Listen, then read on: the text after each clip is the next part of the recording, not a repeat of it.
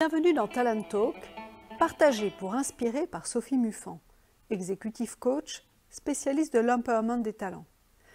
Carole Gaillard, tu as fondé Chez Elle pour mettre en lumière les vigneronnes. Le pitch de mon métier, c'est que faire rayonner les femmes du vin à travers différents événements que j'organise. C'est les faire rayonner, les faire sortir de l'ombre, parce que je considère qu'elles n'ont pas forcément le temps de s'occuper de leur communication. Et c'est vraiment le fondement même de Chez Elle. Comment tu fais vivre ta passion au quotidien? Cette passion pour les femmes vigneronnes, et je dirais une admiration, parce que je trouve qu'elles font elles exercent un métier absolument extraordinaire. Cette proximité avec la nature me fascine. Et puis cette large palette qu'offre cette profession entre être très proche de l'environnement, de la nature, de la vigne, et puis ensuite en dernière phase, être en relation directe avec les amateurs et le public à travers des salons ou des événements pour parler de leur vin. Je trouve que cette palette d'étapes à travers le métier qu'elles exercent est absolument merveilleuse, en tous les cas à mes yeux. Cette passion, elle s'exprime à travers des articles, de la communication, mais surtout l'organisation d'événements. Je me suis lancée en créant le premier salon des femmes vigneronnes, et ça a été un moment extrêmement fort, parce que ce que j'aime, c'est mettre en relation les gens, c'est apporter de la convivialité et du partage. Et je me souviens très bien de ce moment très fort où tous ces amateurs de vin allaient à la rencontre uniquement de femmes vigneronnes. C'était absolument magique, et je pense que c'est ça qui me fait avancer, c'est faire connaître, faire découvrir, favoriser les échanges et rester vraiment dans l'humain et la convivialité. Tu penses qu'on peut dire qu'il y a véritablement une spécificité au niveau du vin des vigneronnes? Ce que je remarque dans ces femmes vigneronnes, c'est leur ténacité, leur audace, leur force de caractère, et qui se retrouvent également dans les vins qu'elles élaborent. Chez elles, pour moi, c'était un rêve. J'ai osé créer Chez elles, alors que c'est quand même un petit peu compliqué quand on n'est pas issu de cet univers de la terre et du monde vinicole. Et je me mets à la place de toutes ces femmes pour qui c'est peut-être un petit peu plus... Ces femmes vigneronnes pour qui c'est plus compliqué, parce qu'elles ne sont pas à la tête de domaines connus ou d'appellations connues, mais elles font des choses absolument merveilleuses. Ce que je recherche en elles, bien sûr, la qualité du vin, mais la qualité du vin en découle avec, je dirais, la qualité humaine. Je suis seule, je dirige Chez Elle seule, et je pense que c'est une chance pour moi de pouvoir choisir, entre guillemets, les femmes avec qui j'ai envie de travailler, les femmes que j'ai envie de mettre en valeur, puisque l'humain, les valeurs humaines qu'elles dégagent sont extrêmement importantes pour moi.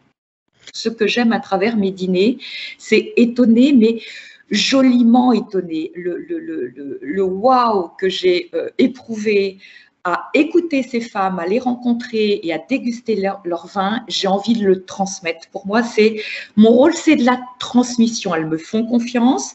Eh bien, j'ai aussi envie de parler d'elles avec plus de passion et de transparence possible.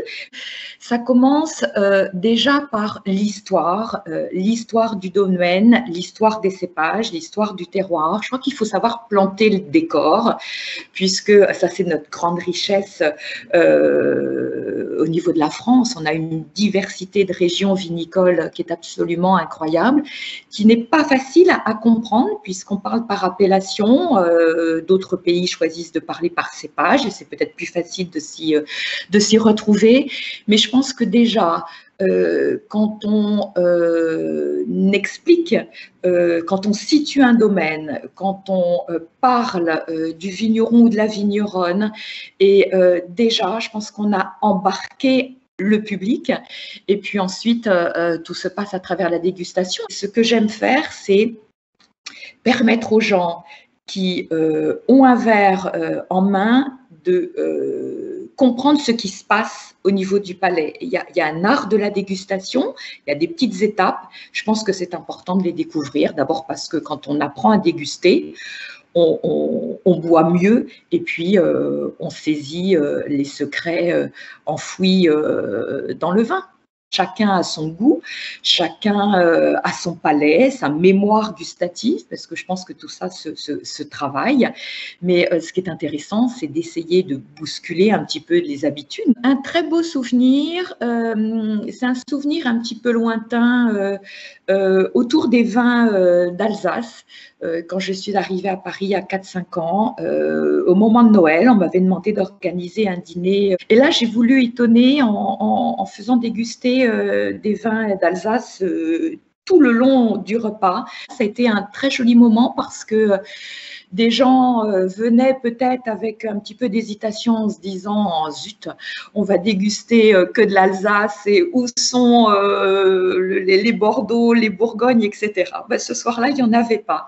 Et ça a été un très, très, très joli moment parce qu'on a découvert des blancs, évidemment, hein, plus de blancs que de rouges concernant l'Alsace, mais c'était vraiment très chouette. Et c'est ça que j'aime faire, c'est sortir un peu des sentiers battus et encourager les personnes qui me font confiance à oser s'étonner en sortant un petit peu de ces grandes appellations Bordeaux, Bourgogne par exemple.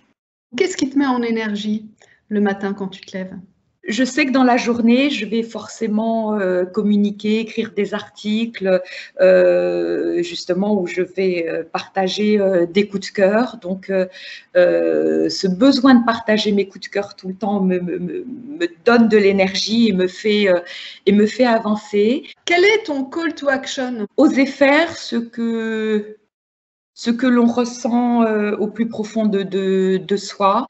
Écouter son onde de vie, enfin, cette petite musique qu'on a en nous et ne pas la refouler, mais faire confiance à notre intuition, à nos rêves et puis oser, avoir de l'audace et une onde de vie positive. Oui. Je vous dis à bientôt pour un nouveau Talent Talk.